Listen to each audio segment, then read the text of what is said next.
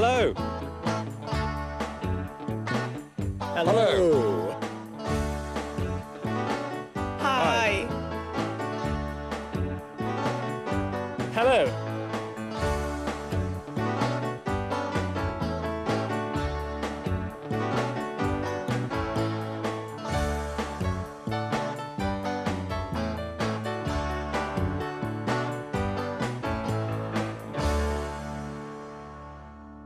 Hello, welcome to That's English. Hello. Last time we heard the story of Billy the Hat. Do you remember? He had been in prison and had become interested in books. Today, we're going to find out what sort of books the British like reading. First, we asked people, do you read a lot? I don't read books that often, and most of the books that I do read are for my study. Books to do with economics and management, I'm afraid. I like reading fiction, but while I'm studying, I don't have much time to read. I used to borrow all my books from the library, but then I worked in a bookshop, and since then, I always buy new books, because they're nicer. I never read books. I like big fat novels that I can take my time reading. I like big fat novels that I can take my time reading, que pueda pasar mucho tiempo leyendo. I'm just the same. The fatter the better. Cuanto más largas, mejor. I can spend several weeks reading the same book. Now, what sort of books do other British people like to read? Here are several people talking about the books they like. Which of these people prefers reading a crime novel? And who would rather read a historical book? Let's see. I like crime novels and detective novels because I like a good suspense story. I like to read murder, mystery, crime books. I like to read mainly science fiction books. I like romantic novels. Children's stories. Like Noddy. Also like Stephen King's thrillers. Short stories, novels, and a little history, but not too serious. I like historical novels. I like books about nature. I like war and historical books. I like fiction, most of all, but I do read non-fiction. For example, I'm reading books about theology and philosophy at the moment. Well, a lot of different kinds of books. Did you spot the answers to our questions? First, who preferred reading a crime novel? I like crime novels and detective novels because I like a good suspense story. I like to read murder, mystery, crime books. So, Keith Harvey and Mrs. Cornish like reading crime novels. And who prefers historical books? Short stories, novels, and a little history, but not too serious. I like war and historical books. So, John and Mr. Cornish prefer historical books. People read all sorts of books, and of course, they have lots of different reasons for reading. For pleasure, for study, for business. But sometimes, British people read books for another reason. It isn't for pleasure, and it isn't for study, and it isn't for business. No, the British read because they want to avoid conversation, para evitar la conversación. Yes, if you're reading, you don't have to talk to people. It's time for... How to be British. Avoiding conversation.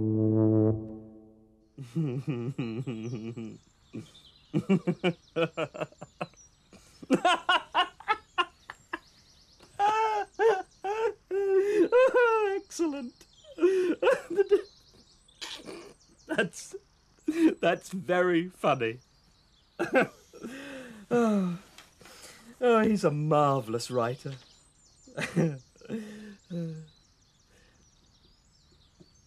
What's your book like?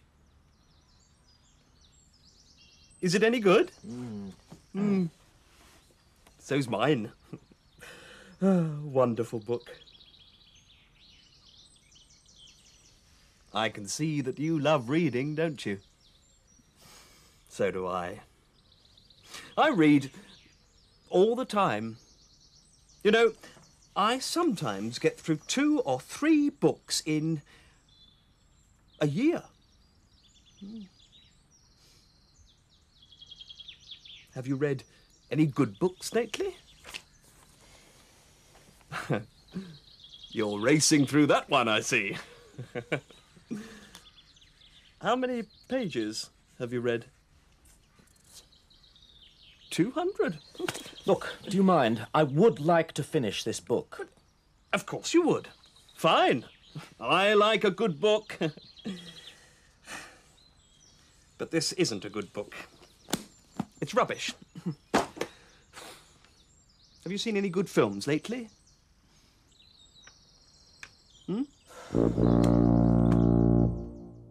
I feel sorry for him. He just wanted to talk. Well, I feel sorry for the other man who wanted to read his book and didn't want to be interrupted. He used one very useful, very British expression. Look, do you mind? I would like to finish this book. Do you mind? Literalmente significa ¿le importa? But here it means stop doing that.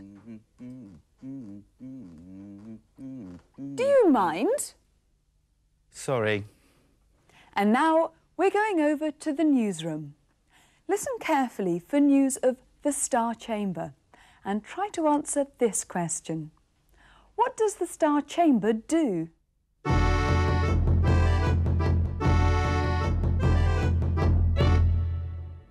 News. First, the headlines. The book world under attack. And writer William Shakespeare writes a new play. But first, the main story. Books are in trouble. For a special report, over to our media correspondent, Sir Sidney Walsingham, a member of the Star Chamber. Trevor, I'm in St. Paul's courtyard where all the booksellers meet. Many people here are unhappy about the censorship of books by the Star Chamber. Why is that, Sir Sidney?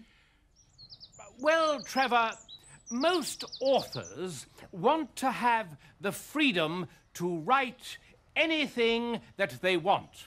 But we at the Star Chamber look at every book very carefully in case it contains anything against the church or the state. What happens if you find something that you don't like? We burn the book. What if the writer complains? We burn the writer and the book. That seems rather cruel. Perhaps, Trevor, you would like to put your thoughts into writing? I'm sure we at the Star Chamber would find your opinion very interesting.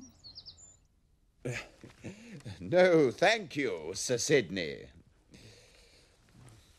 And the other news tonight is that a new play called Romeo and Juliet is being performed at the Globe Theatre.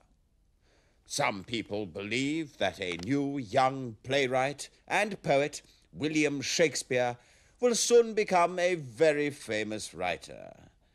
Somehow we doubt that. And finally, here's something new on the market. It's a pencil, and it could make life a lot easier for writers everywhere.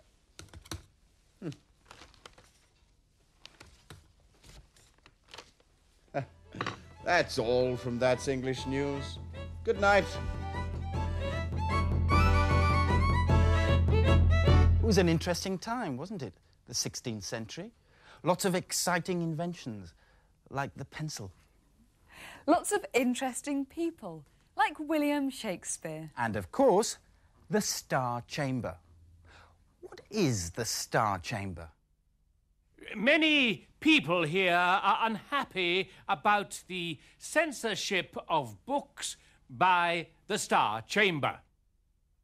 Yes, the censorship of books, la censura de libros, that was the Star Chamber's job. And what sort of things did they censor? We at the Star Chamber look at every book very carefully in case it contains anything against the church or the state. In case it contains anything against the church or the state. Contra la Iglesia o el Estado. Now, we're going to look at one man's private collection of books. Terry Jones is an actor, writer and film producer. You may remember him from the Monty Python films. Most of the books in Terry Jones's library are the same kind. A lot of these books are all little self-contained worlds. I mean, you've got Chaucer's world and the world of the 14th century, and one of the things that fascinates me is that there it is. It's happened. It can't change. It's just there, and you can read as much as you can and try to get to know it. It's not our world. It's another world, and the similarities fascinate me, but it's always the other worlds that fascinate me. So it's fantasy and myth that fascinate me. It's science fiction. This stuff down here, it's all getting into and more tools of the trade, really. It's sort of dictionaries and all that kind of thing. Of course, the great thing about dictionaries is you don't have to read them all. They're just things that when you want them, you can look them up. Actually, the thing about my bookshelves, looking at them, I realise that, really, I've hardly read any of the books. I think it's all a bit of a substitute for reading, really. You know, they're mostly reference books and all sorts of interesting books over here. Sex in History, Sex Not in History.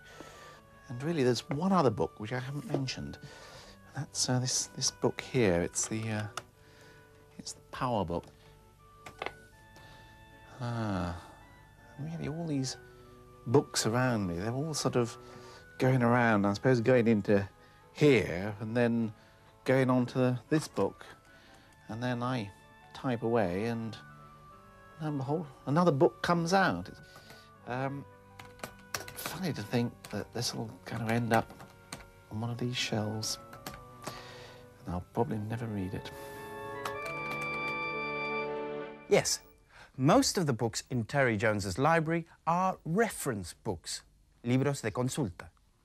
Well, we've talked a lot today about different types of books, but before we finish, here's a way you can practice some of those words.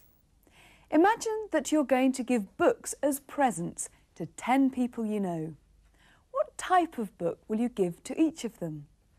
Make sentences out loud like this. I'm going to give a biography to Vanessa. Thank you very much. I'm going to give Tony a thriller. Marvellous. Bye for now. Bye for now. See you soon.